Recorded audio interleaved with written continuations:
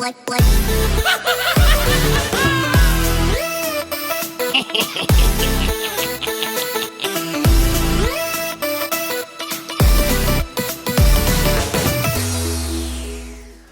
up guys, welcome back to Toon Duelists.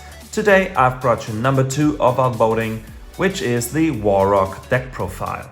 I really like about this deck how it's a battle-based going second deck that has a great combination of raw power and also some control aspects. So without further ado, let's dive right into it. So we start with the monsters, and the first monster we talk about is Warrock Fortia. This is by far the best normal summon of the deck, because if your Earth Warrior monster battles after damage calculation, you can add a Warrock card from your deck to your hand, except Fortia, and then all Warrock monsters you currently control gain 200 attack until the end of your opponent's turn. And if this card is sent from your monster zone to your graveyard by an opponent's card effect, you can special summon a level 5 or higher Warrock monster from your hand or deck. This card is great, it's your generic searcher in the deck that basically searches all of your Warrock cards. Amazing card and definite 3-off. Next up is Warrock Gektos. Also great card, because if your Earth Warrior monster is normal summoned to your field, you can special summon this card from your hand. So it's just a great extender actually. And if this card is sent from your monster zone to your graveyard by an opponent's card effect, you can special summon one level 5 or higher Warrock monster from your hand or deck. So it has the same second effect as our Fortia. Next up we run one Warrock Bento. This card has the effect that if your Earth Warrior monster battles an opponent's monster during damage calculation, quick effect, you can pay 800 life points and your battling monster gains 800 attack until the end of this turn. And also, if this card is sent from the monster zone to your graveyard by an opponent's card effect, you can special summon one level 5 or higher Warrock monster directly from your deck or hand. Well, this card is also great just to raise the attack and deal some extra damage. Now, the first level 5 or higher Warrock monster is our Warrock Mammoth.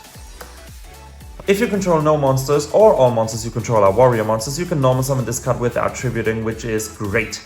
And if your Earth Warrior monster battles after damage calculation, you can target one spell trap your opponent controls and destroy it. Then all Warrock monster you currently control gain 200 attack until the end of your opponent's turn.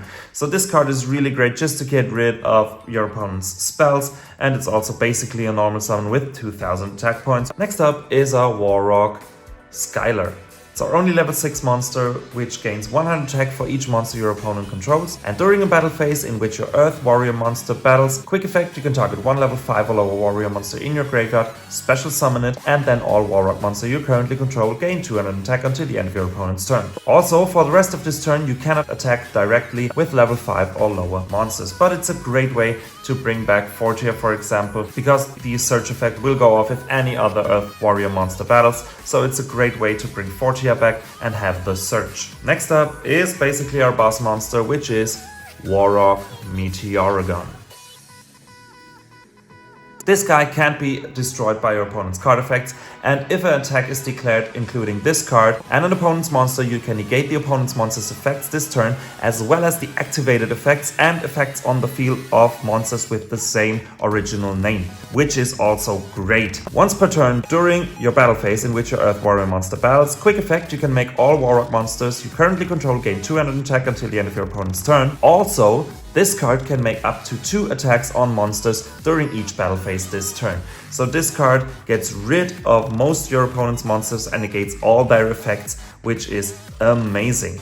We only run one because it's easily accessible and searchable with Fortia, but also with other cards we'll talk about in a second. The next and last Warrock card we run are 2 copies of Warrock Basileus. During a battle phase in which your Earth Warrior monster battles, quick effect, you can activate this effect. This card can attack directly this turn. Also, all Warrock monsters you control gain 200 attack until the end of your opponent's turn. While this card is in your hand or graveyard, when your Earth Warrior monsters are destroyed by battle, you can special summon this card but banish it when it leaves the field. So, and that's also the reason we run 2 of Basileus and only 1 Meteorogon, because it's so easy special summonable even without cards like our Warrock Mountain. But of course the direct attack is also great for this deck because we wanna OTK as soon as possible, and with the direct attack with at least 2900 attack by this point is just Great. Next up, we run the only hand trap we basically run in this deck, which is Rookie Warrior Lady. Also, really good card. So this card has two great effects for us. You can just drop it from your hand, and when an Earth Warrior monster battles, which is all we run, the opponent's monster attack will become 0, so we can deal tremendous amounts of damage, for example with Meteorigon. Also, if it's in the grave, we can banish it and then bring one of our Earth Warrior monsters from the graveyard back to our hand, which is also great for consistency. And finally, we run 3 Gameciel, the Kaiju with the lowest attack points. Just get rid of annoying monsters of our opponent. Gameciel is always the best choice. That's it for the monsters, let's go on with the spells. First of all, we talk about the heart and soul of the deck, its field spell, which is called Warrock Mountain. Beautiful card that has the effect that if it's activated, you can add a Warrock monster from your deck to your hand. So great searcher, and of course at the start of the battle phase, if you control no monsters, or all monsters you control are warrior monsters, you can special summon a Warrock monster from your hand with a different name than the cards you already control. This effect is great, just to extend your plays and bring out the big boss monsters for free from your hand, also in your opponent's turn. And if your warrior monster would be destroyed by battle, you can send this card to the graveyard instead. So this card does it all for this deck. It's a searcher, it brings out your boss monsters, and it protects them. Next card is also very powerful and a great searcher too, which is Warrock Medium. This card has the effect that while your opponent controls a special summoned monster and you control a level 7 or higher Warrock monster, during main phase 1, neither player can activate the effect of monsters on the field. This effect is insane because we don't bother, all our monster effects go off in the battle phase, but our opponent will have a hard time in their main phase 1, which is a really good block. But also, during your main phase you can set one Warrock spell trap directly from your deck except Medium itself, but you can special summon monsters for the rest of this turn except warrior monsters. So it locks us into warrior monsters, which we don't really care about. The only non-warrior monster we run is our Kaiju, so you should remember to, if you want to put out Gameciel, do this before you activate this card, otherwise you won't have a problem. It can set Warrock Mountain directly, so you can immediately activate it. Just a very good card. Next up is our number 1 negate, which is the quick spell Warrock Dignity. Dignity has the effect that you have to control a Warrock monster to activate either of these two effects. When a monster your opponent controls activates its effect, negate that effect. Or, during the battle phase, when your monster activates a spell, trap card, or a monster effect, negate that effect. So it's a monster negate anyway, and in a battle phase, even a spell or trap negate. Great card, you will search this a lot with Medium or with Fortia. And the last Warrock spell we run is Warrock Spirit.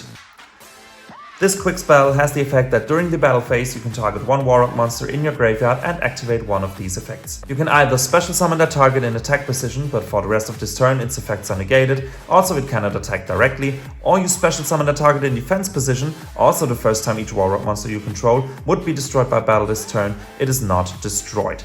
This is not only great to extend your plays and bring out Fortia, for example, it also helps to protect your field and your monsters during your opponent's battle phase, which is great. And the next card is Magnum Shield.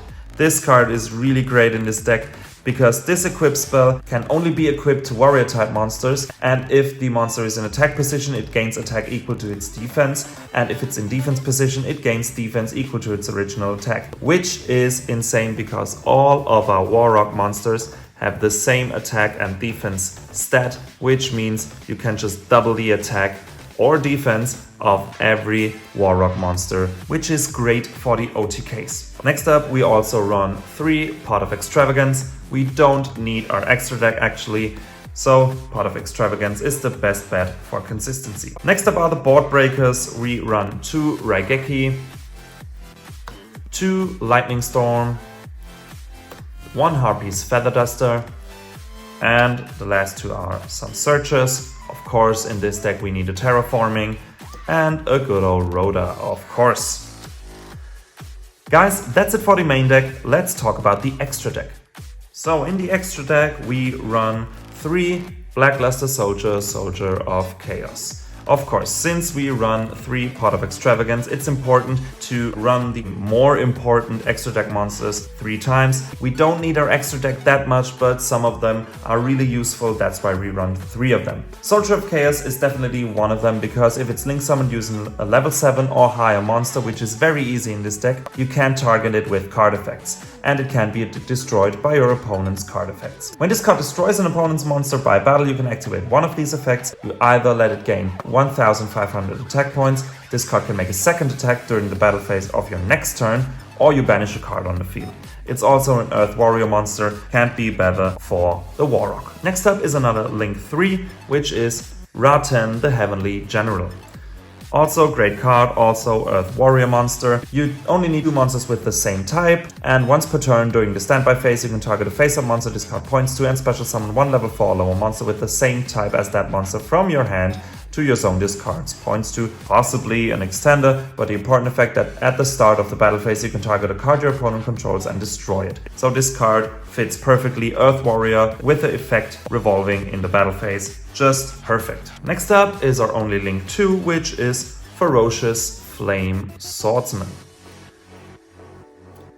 This card needs 2 monsters with different names, and all warrior monsters on the field gain 500 attack. If this link summoned card is destroyed by battle or an opponent's card effect while it's in its owner's monster zone, you can target a non-link warrior monster in your graveyard and special summon it, but banish it when it leaves the field. This card is okay, I guess, to push the attack a little bit more, but I'll be honest, most of the time you won't really need it. Next up is probably my favorite extra deck monster in this deck, which is Gagaga Cowboy.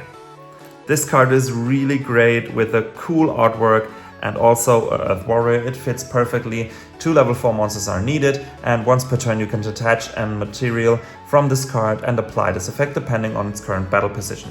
If it's in attack position, this card attacks an opponent monster this turn, it gains 1000 attack and the opponent's monster loses 500 attack. But the important effect for us is, in most cases, the other effect when it's in defense position, inflict 800 damage to your opponent. And I have to say, I really often used this effect to end the duel, which is just hilarious to end the duel with an effect of Gagaga Cowboy. Finally, we run 2 Zeus. I guess I don't have to explain this guy. Great card if we ever attack with Gagaga Cowboy to put on top. We also run 1 Abyss Dweller, depending on the situation. If we need some effects negated in the grave or should be afraid of some grave effects, this card is just great. And finally, we run 1 Heroic Champion Gandiva. This card needs 2 level 4 warrior type monsters, and once per turn when a level 4 lower monster is special summoned to your opponent's side of the field, you can detach a material and destroy this monster. This is okay also depending on the deck. This can be quite useful, but as I already said, we don't need the extra deck that much. Guys, that's it for today's deck profile. I really hope you enjoyed. Of course, I know Warrock is not the most powerful deck, and I didn't show you test hands because it's a going second deck. If you want to see some Master Duel replays, of course I also rebuilt this deck in Master Duel. Let me know in the comments and I'll upload that. Believe me, it's better than you think. It's really fun to play. As always, if you like the content, leave a like and consider subscribing. This would really help us a lot. And until next time, have a good one.